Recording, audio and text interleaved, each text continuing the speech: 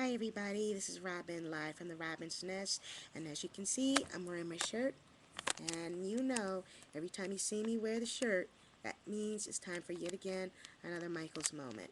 Now this one I'm going to speak about is the whole issue of pedophilia, and I never got a chance to speak about this back when Michael had his court case about 4 or 5 years ago, because at that particular time, number one, I didn't have a computer. I didn't get my computer until summer 2007, and I didn't get on YouTube until about a couple weeks after I got the computer in the summer of 2007. And I wasn't writing at that particular time. What some of you may know about me was that I used to be a reporter back in the day. And back in the early 90s, when Michael had his first accusation against Jordan Chandler, Evan and Jordan Chandler, excuse me, or I should say now, the late Evan and his son, Jordan Chandler, I was working, and I did have my opinion on it. And my opinion at that particular time was I knew in my heart that he was innocent. I didn't believe a word of it. I did not think that anything was wrong, but I did think that maybe it was time for him to start growing up a little. And he did after that. He married Lisa Marie Presley, and then he divorced her, and then he had, troubles with chemical dependency, which I was more shocked about the chemical dependency than anything, because he was, so clean cut. I never thought he would have a drug problem.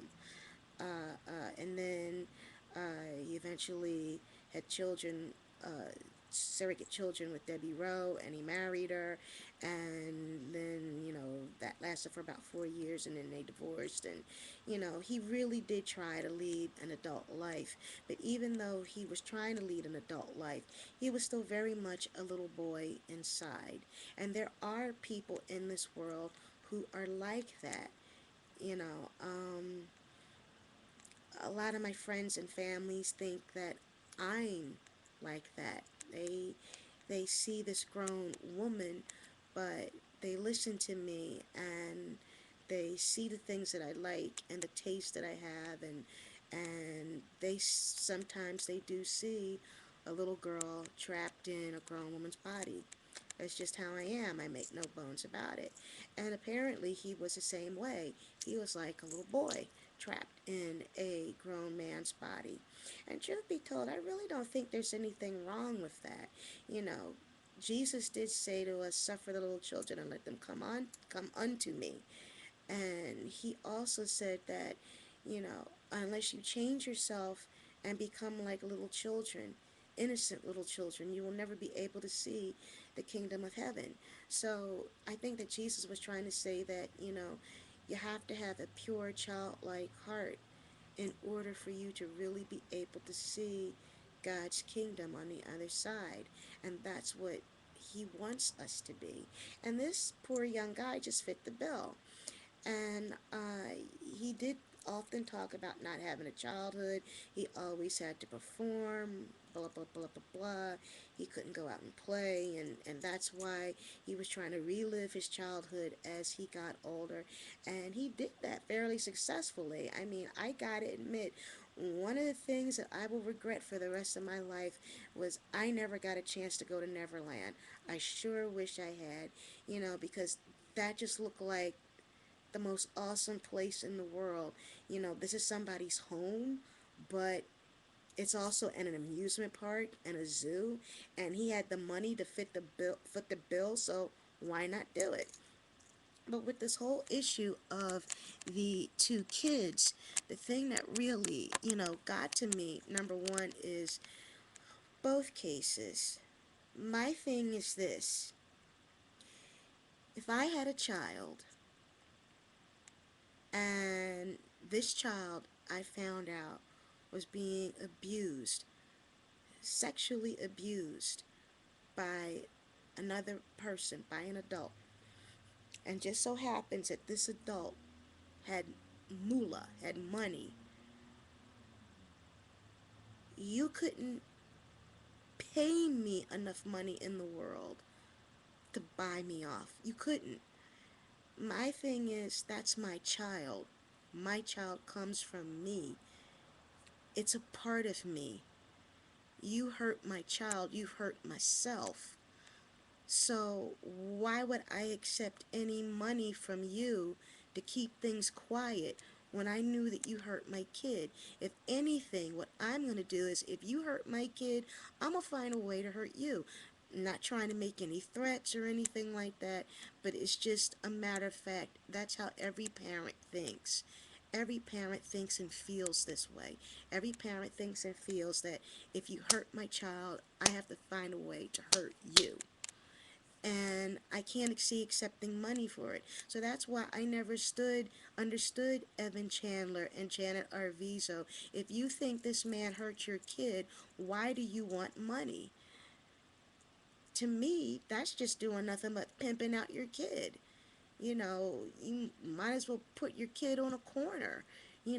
That's just prostitution. That's the way I see it. I mean, I could be wrong, but I just really don't think that this guy, he did not have an evil bone in his body. He said that he would slit his wrist before he hurt a child. I think he wouldn't just go that far. I think that he would hurt an adult first before he'd hurt a kid. He just couldn't abuse a child because he was so much like a child. And the only people in this world who could understand him were children because they didn't want anything. They didn't want anything except his friendship. Adults want everything. They want your money, they want your time, they want to go into business with you, they want A, B, C, D, E, F, G because you have this big piece of pie and they want a slice of your pie. So he he was more comfortable being around kids and talking to them because they understood him. They didn't want anything, they just wanted his friendship. All they wanted to do was play. And I've been watching the video clips of his home movies, and that was on Fox a couple years ago. And you could see that he really was a big kid living in a grown man's body. He didn't have a mean bone in his body. He really was childlike. And that is what God aspires us to be. And he did it perfectly. So I refuse to believe any of this crap that anybody says about him being a pedophile. He wasn't. Because I also believe that when the whole mess came out with the second kid, the Gavin kid, I looked at the clip, and the Gavin kid was the one who was doing all this talking, and I noticed, did you notice that Michael never said anything like, shh, stop it? He never did anything like that because he never saw anything wrong with it. I always thought that the first thing that a pedophile would do is they would say to the kid, now don't say such and so and so, now don't do such and so and so. Michael had no reason to say anything like that because he never did anything like that. Now I'm going to have to stop this for a few minutes because I got so much more to say about this. I wasn't going to do 2 videos on this subject, but it seems like I'm always doing 2 videos when it comes to some of the things that I have to talk about. And I'll be back in 2 shakes of a lamb's tail on this Michael's moment on pedophilia. I'll be back live from the Robinson Nest.